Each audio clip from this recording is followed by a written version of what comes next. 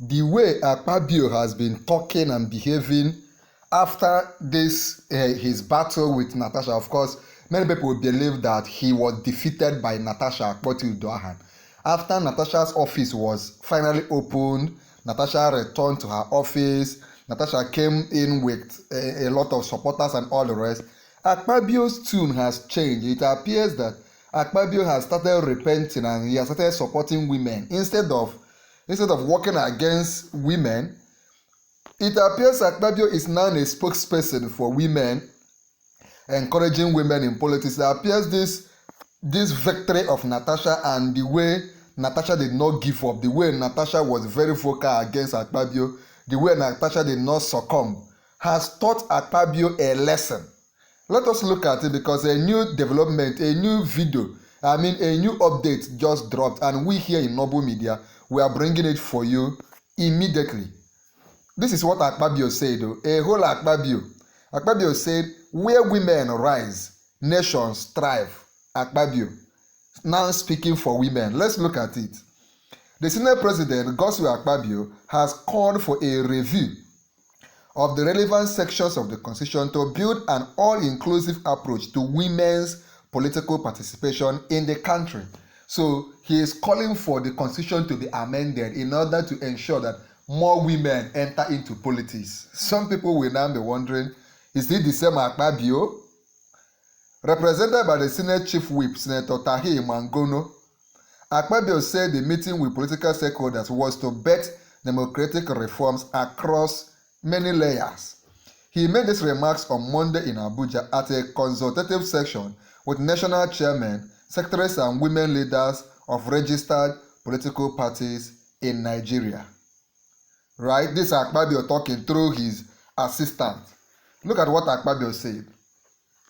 Very, very important. People are surprised.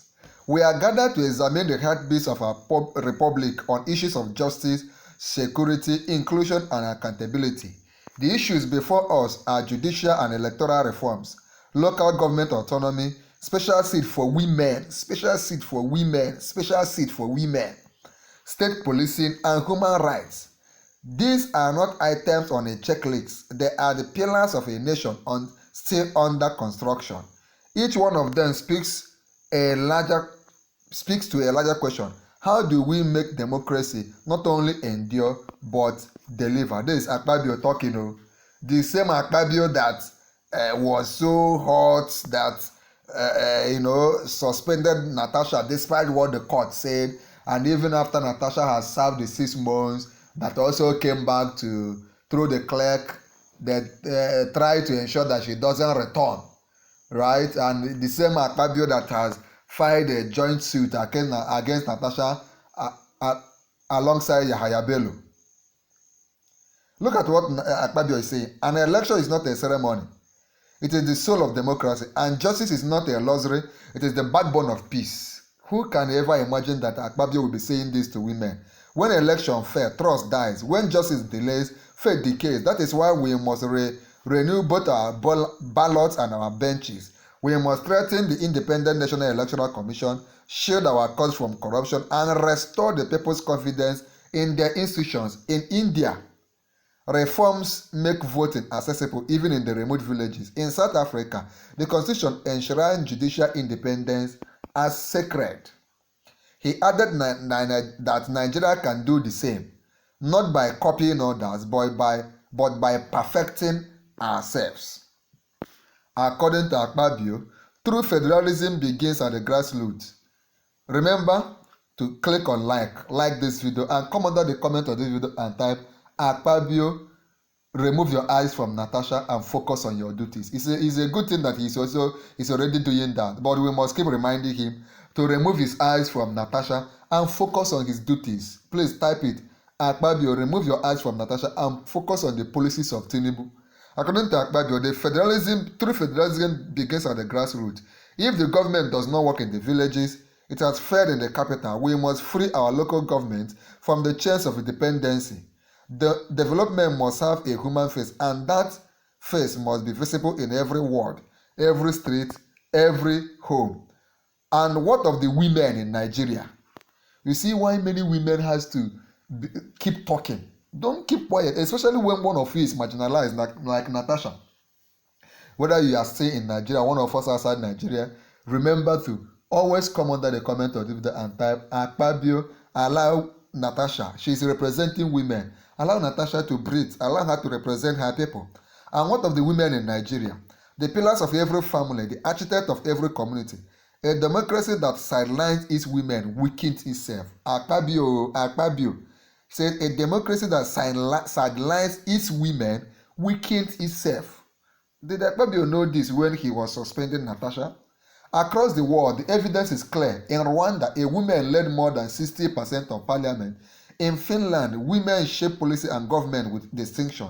Where women rise, nations thrive. It is time for Nigeria to move from the language of sympathy to the policy of inclusion. On security, the Senate President stated, a nation as vast as ours cannot be protected from a single command post. The call for state policing is not a rebellion, it is realism. In the United States, in India, and even in Brazil, local policing works side by side with national forces, coordinated, not conflicting. But in seeking safety, we must not sacrifice freedom. The hand that guards must not gag. The shield of the state must never become a sword against its citizen. In his contribution, the Inter-Party Advisory Council, represented by its Deputy National Chairman, Dipo Oloyoku, pledged its commitment to a fair and transparent electoral process, even as it called for a review of the Electoral Act 2022. He said, Inter-Party Advisory Council (IPAC) has been at the vanguard of Constitution and Electoral Act amendment with a view to consolidating, deepening, and strengthening the nation's democracy. This is imperative after flaws were witnessed in each election cycle. As a platform that produces all elected public officers, IPAC is committed to ensuring that the electoral process is fair, transparent, and inclusive, and all political parties are given a level playing field in electoral contests. We believe that a revised Electoral Act and Constitution amendment preceding the 2027 general election will address unidentified concerns as well as significantly enhance the credibility and integrity of Nigeria's electoral process, promote political stability, and strengthen democratic governance. Some people believe that there's nothing like democracy in Nigeria. No wonder there was this court in Canada, yes, a court in Canada a few months ago came out to say that APC and PDP are terrorist organizations operating in Nigeria.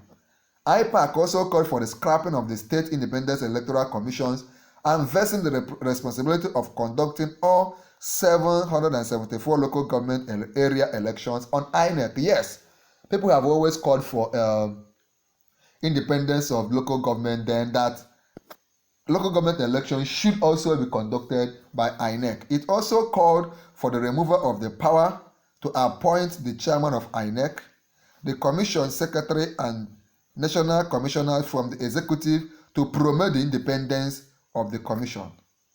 Others are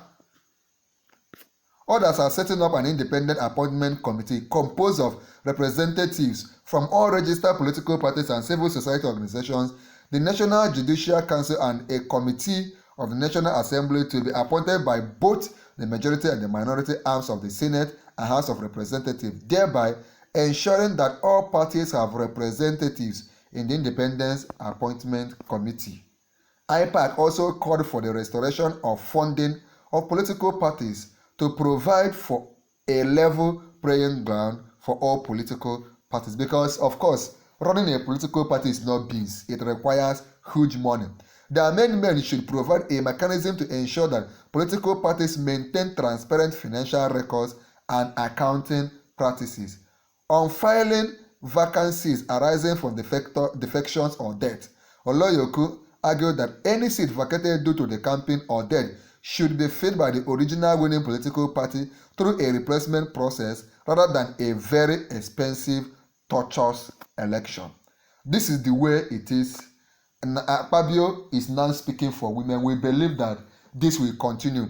Natasha is returning fully to the Senate on 7th of October, and we here in Noble Media will be here to give you all updates concerning that. Like this video, click on join to become a full member of this channel, subscribe, like this video, comment, and most importantly, there's another important video on the screen right now. Click on it and watch.